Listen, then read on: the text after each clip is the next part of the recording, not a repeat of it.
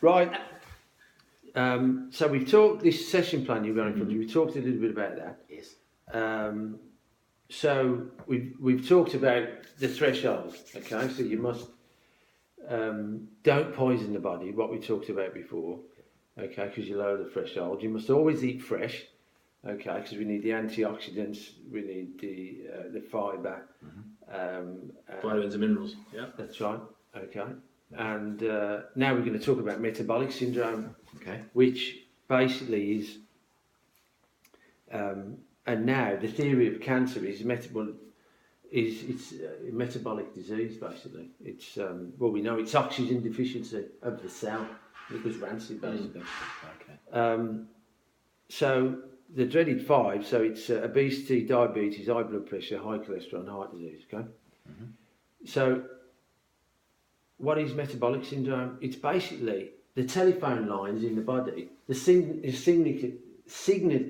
signalling has all gone pear-shaped, okay, because of one thing, sugar. They cut the telephone line, ding. So let's talk about the hormones now. They're connected. The main ones are connected to metabolism. So you've got ghrelin, the hunger one.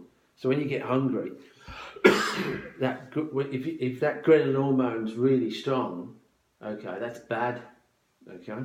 But that telephone line goes up to the brain, to the hypothalamus and the pituitary gland, and it tells the body, "I'm hungry." The cells are going, "I'm running out of fuel. Can you help me?" Okay, so that's that one. Now the other one is leptin. Leptin is another telephone line. And it goes to the pituitary and the hypothalamus, and it tells the body what we nutritionists call satiety, that we're full. Okay. Now, there's another one which is insulin, and that obviously releases insulin from the pancreas. It opens the key on the lock on the fat cell and lets the sugar in, and your blood sugar comes back down. Okay. Now, let's talk about leptin first. So leptin's the one that's, "I'm full, can you stop eating?" Okay. What turns that off? Sugar. Sugar cuts the telephone line to the brain. Okay. And what happens is, what should happen is the brain you're making fat cells, so then you should get the leptin tells the brain to stop eating, so it turns off the hunger, turns off ghrelin basically. But no, it doesn't. When you eat sugar, it gets turned off. So there's the signalling to the brain. So what the body means is, "Oh, I need to keep eating. I need to keep eating because I haven't got enough fuel yet." Okay, so it never knows when it's full. It never knows when the engine's full of fuel. Okay. Yeah. Now, going off that, when you eat grains and sugars, okay, or carbohydrate, even there's two. Don't get. I'm not condemning carbohydrates. Okay, there's two types. You got vegetable, potatoes, parsnips, carrots, pumpkin, rice. Well, rice isn't a vegetable; it's a grain, but the only one I recommend. Okay, they're fine. Okay, so long as they're fresh, they must be fresh, always fresh. Okay, they're fine. So long as you get the portions right, okay? Over here now is these, okay? So you got vegetable carbohydrate, grains and sugars. Refined stuff, yeah. Refined, okay? Now, what they basically do is, even these vegetable carbohydrates and these, you only make 4 grams of energy, okay? So in the cell, in the mitochondria, we either burn glucose or fat, okay? Vegetable carbohydrates and non-vegetable refined carbohydrates, okay, are basically classed as glucose. So you've got the cell, you've got glucose or fat. These two will burn in the cell, in the mitochondrium. The mitochondria is a power plant, a power station. So you're putting in glucose in there. But when you put the glucose into the power station as fuel, okay, you only make 4 grams of energy per molecule that's burnt in mitochondria in the power station, okay? So what that means is, one, you've got to eat every 3 hours, every 2.5 to 3 hours, Okay, because you're only making 4 grams of energy. 2, it's very inconvenient because you've got to go looking for food 3 to 4 times a day, or at least 3 times, and then snacks. Number 3, it's very expensive to eat carbohydrates. Do you know what I mean? Basically, if you eat fat, it's much cheaper. Why? Because you only eat twice a day. So let's talk about fat. Why is fat so good? Well, it makes 9 grams of energy.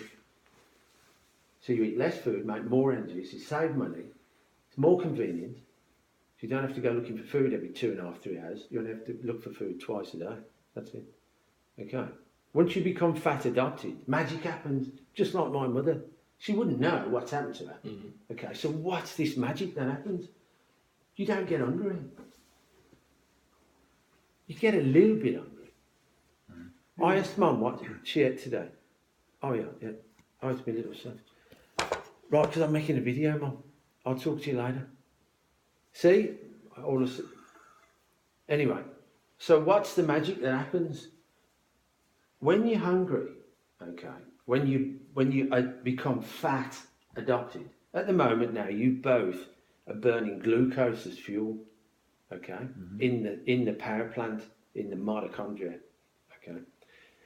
So when you get hungry, you get that strong hunger feeling, okay. When I get hungry, it's only a little bit, okay. So what happens is, because I'm fat adopted, because my primary fuel is fat, not glucose. So we As in fat from meat or fat from Which dairy? protein? from good fats, eggs, grass-fed butter, grass-fed meats, Right. chicken with the skin on, avocados, nuts, Right, stuff okay. like that. Okay. Okay. That's it. So just going so we're clear. So in the cell, because it's very important you understand this. So in the cell, we have 2 primary fuels and a secondary one. Okay. 2 primary. Glucose is primary. Okay, and fat is primary fuel. And then we have a third one, which is protein, which we'll talk about in a minute. Okay, so glucose and fat. Okay, glucose will make 4 grams of energy. You need to eat 3 to 4 times a day. Why? Because you're only making 4 grams of energy. We won't run out of fuel. We need to put more in. Yep. One, it costs you too much money. It's too inconvenient. Blah, blah, blah, blah, blah. Okay, it makes you fat if you eat too much. Okay, you come over and burn fat. Completely different ball game. You make 9 grams of energy. You need to eat twice a day, save $70 a week, and it's less inconvenient. Okay? Now, so what's the magic that happens when you become fat, when you adopt the cells? Because you cannot go cold turkey off carbohydrate, because all hell breaks loose. I'll explain in a minute. So when you come over to where I am and you become fat adopted, okay, what happens is a magic. What happens is the cells signal a little bit with a ghrelin. Yeah. I'm a little bit hungry, Mike. I'm running out of fuel. Can you help me? So what happens is there's an enzyme, because I can burn fat. I can use the fuel I've already stored. So that $10 I put on 20 years ago, you're getting your $20 back now. Okay. So what makes that happen is basically there's an enzyme called lipase. Okay. Now lipase basically, when you eat this as your primary fuel, grains and sugars, it gets downplayed. Okay. Because the cells like this, because glucose is like that grass in the summer, basically, is dry. And if you lit it, it'd burn in seconds, but it would only last 5 minutes. Okay, so if you equal that dry grass to carbohydrates, refined carbohydrates, okay? Fats are like coal, take a lot of getting going, but it lasts for hours, okay?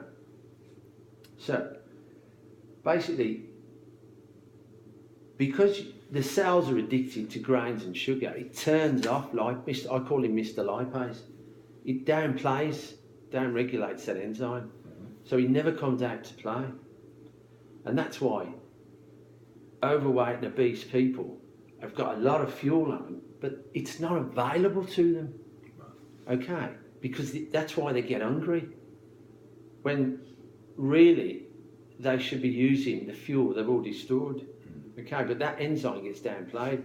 But science has found out a way to basically upregulate that enzyme, and that's what happened to my mother, and she's lost 6 kilos basically.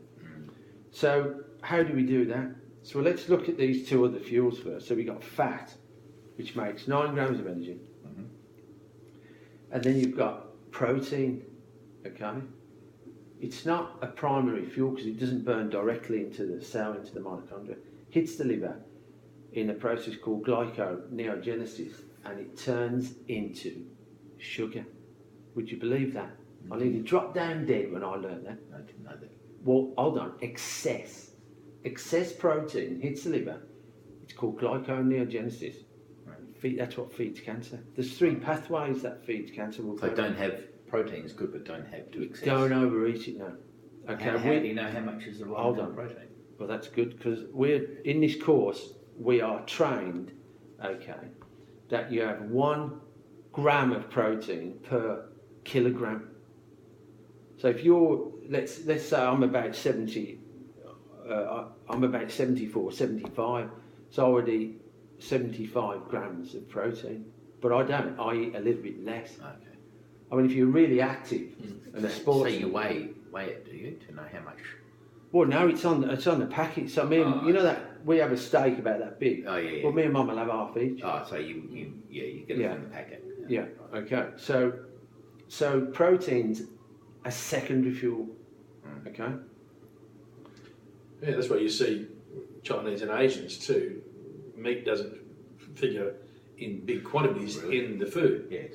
Like when they do the stir fries and things, there's a little bit of beef. It's all chopped up thin so it cooks properly, but the bulk of the dishes are veggie based, where they're having chicken or beef, whatever, or the prawns or whatever. But it's always the ratio I'd say would be about 75% vegetables to 25% meat in the dish. That's right. Whereas in Westerners, you tend to have meat is the star. It's the steak, and you know, and if you don't eat your vegetables, that's okay. But that's what you pay the money for. Yeah. Get that down there. Yeah, that's right. Yeah. It's most expensive, therefore you've got to eat it. Now, and you two have been to Thailand and you know the Thais well. And I mentioned this to you before. Yeah. The Thais eat 3 to 4 times a day. You eat that. Why? Why do they do that? Because their primary fuel is over here. It's rice. It's glucose. Right. Okay. So they need to eat 4 So times they get a day. hungry, is that what you're saying? Yeah, because rice only makes 4 grams of energy. Yeah. So that's just to fill them If up, they make them feel good. if they had a little bit of rice, okay, and let's say they had half of avocado and a couple of slices of grass-fed butter, they'd only need to eat probably 3 times or 2 times. But to get from glucose over to fat, it's difficult. It takes about 1 month. Okay, so we've got glucose, fat, protein. Okay, sugar turns off leptin. Okay, basically, Right. and it basically destroys your hormones. So basically, it causes the pancreas to be knackered and overworked, and there's no more insulin. You get diabetes. Okay, it turns off leptin, so you become fat because the body doesn't. Oh, I want some food. I want some food. I want some food. I'm never hungry. Okay. I'm never full. Sorry, not never hungry. So if you come over and burn fat, well, you know, it's more convenient. You make more energy. You only need to eat twice a day. Protein, well, don't go easy. Don't go overdo it, type of thing. So, how do we get from glucose to fat? It's difficult because, like I said to you before, once you take this, if you can't take it away, you can't take that away because the cells, all hell breaks loose. You get this almighty sugar cravings. Okay, you get incredible hunger, and some people get headaches, and some people feel weakness. Oh. Okay, so you can't take it completely away because what happens is, and you'll agree with this. You'll probably say, "Oh, Mike's about right." Okay, what happens is your blood sugar's normal. Okay, but if you completely go off this and go on to fat as your primary fuel, the blood sugar starts dropping. The enzyme's not available to burn the fat. Okay, and then